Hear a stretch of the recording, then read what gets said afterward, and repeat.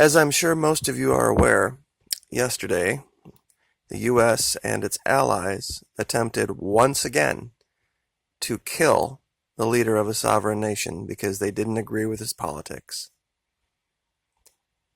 Now, you can believe whatever you would like to believe about capitalism or communism or socialism or any other ism you want to.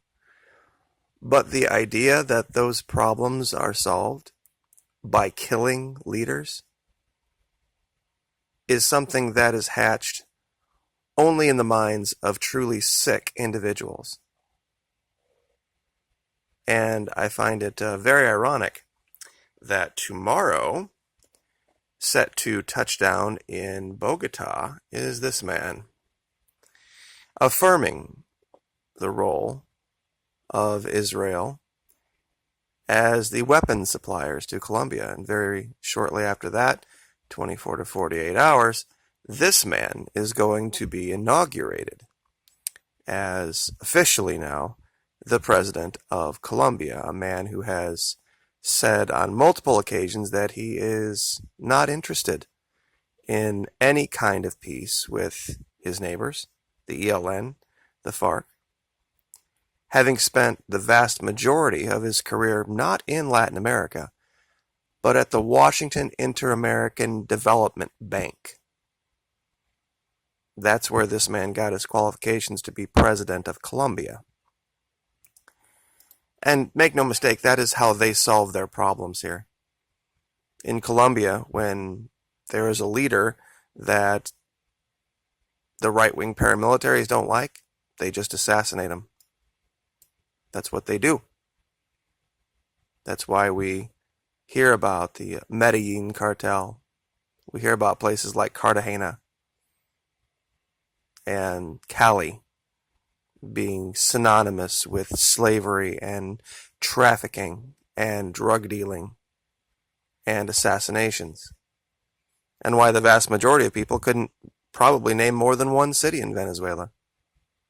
Because it's literally been the opposite of it. And that's why, of course, the globalists that have continued their campaign uninterrupted for the last, since Bush? To take control of places like Venezuela, places that have the audacity to stand up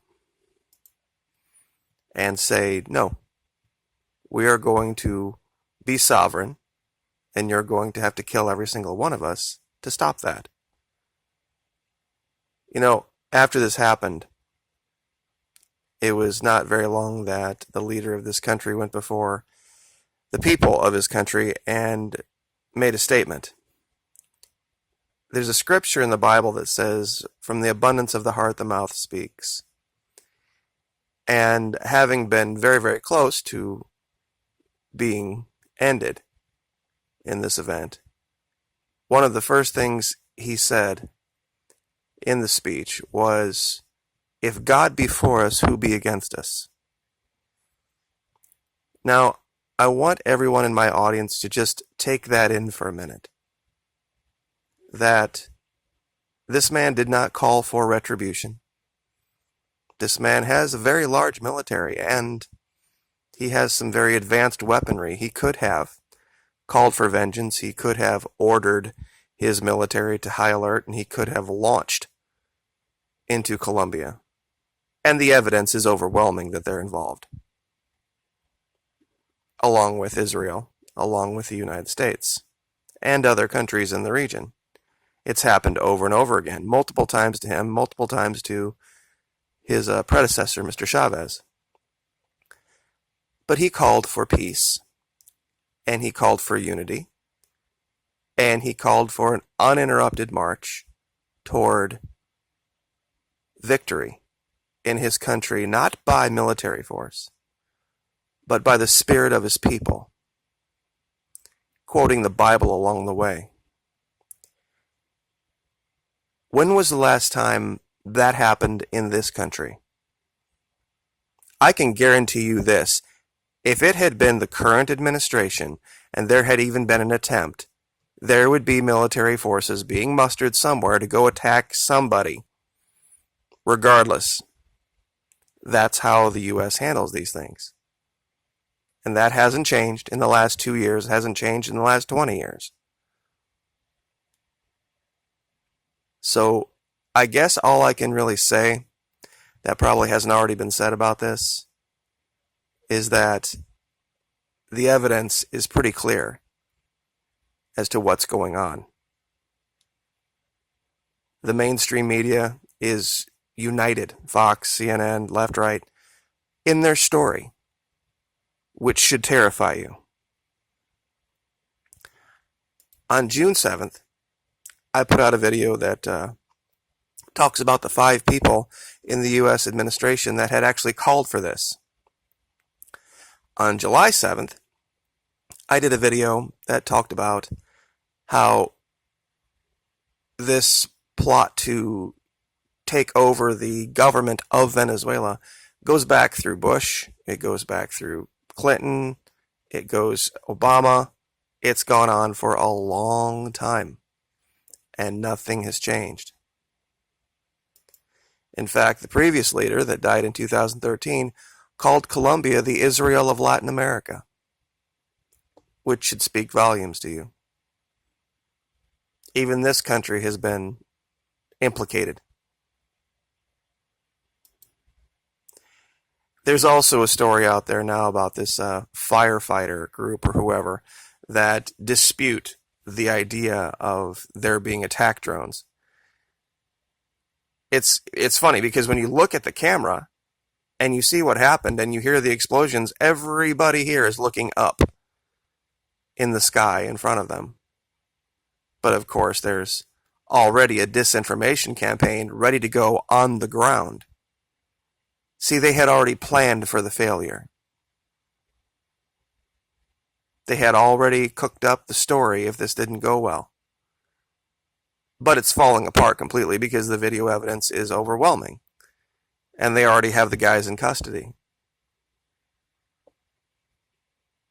So like I've said too many times, World War III is not going to start in Israel.